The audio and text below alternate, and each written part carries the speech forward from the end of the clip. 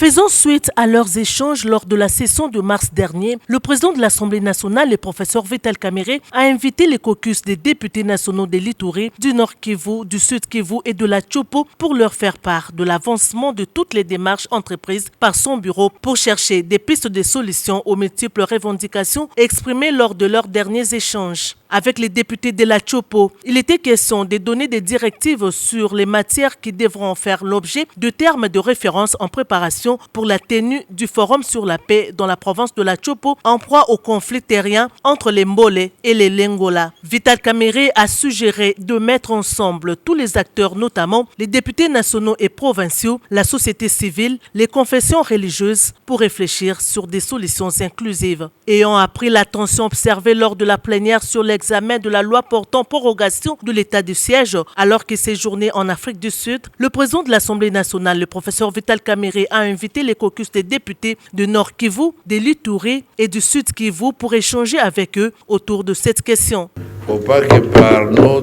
déclarations ou des guerres internes, nous puissions laisser la voie ouverte aux gens qui nous agressent. Et plus que vous, je ne pense pas qu'il y a des gens qui comprennent la vraie situation dans cette partie de la République démocratique du Congo. Parce que vous connaissez très bien ce problème plus que tout le monde. Vous savez que quand l'ennemi dit oui, peut-être ça veut dire non. Mais les autres ne savent pas ça. Vous connaissez les causes profondes de cette guerre. Tout comme vous savez qu'il y a des gens qui ont des solutions. Le président de la Chambre basse du Parlement a rappelé que le retour de la paix dans cette région est le souci majeur du président de la République, Félix Antoine Tshisekedi Tshilombo, qui attend de la représentation nationale des propositions concrètes pour faire régner la paix et la sécurité dans les provinces de l'Ituri, du Nord Kivu et Sud Kivu. Vital Kamerhe a réitéré sa promesse de tenir dans les plus brefs délais une série de plénières sur la question sécuritaire à l'est du pays. Il a tenu à préciser que ça sera une tribune pour ces défenseurs du peuple de réfléchir autour des solutions réelles et de donner toutes leurs suggestions qui seront transmises au gouvernement. Le professeur Vital Kamerhe a cependant appelé les élus de ces trois provinces à mettre en avant des suggestions réalisables et pour l'intérêt de la nation et du peuple.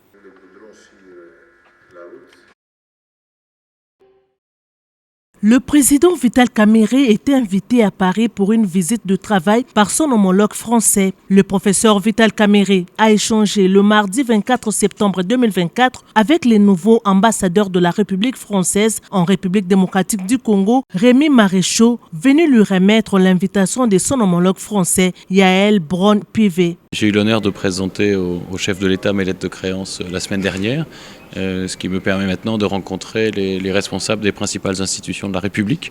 Donc ce que j'ai commencé à faire aujourd'hui. Donc je suis venu me présenter au président de l'Assemblée nationale et discuter des relations entre la France et la République démocratique du Congo.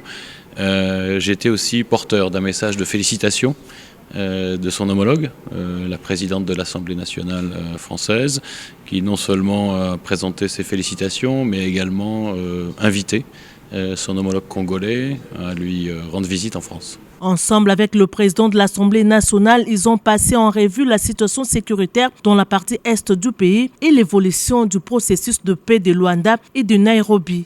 Le diplomate français s'est dit satisfait d'actualiser les tableaux sur la question sécuritaire dans la partie est du pays à l'heure où il vient de prendre la tête de la mission française en RDC. Rappelons que Rémi Maréchaux a été nommé par le président Emmanuel Macron depuis le 9 juillet 2024 en remplacement de Bruno Aubert.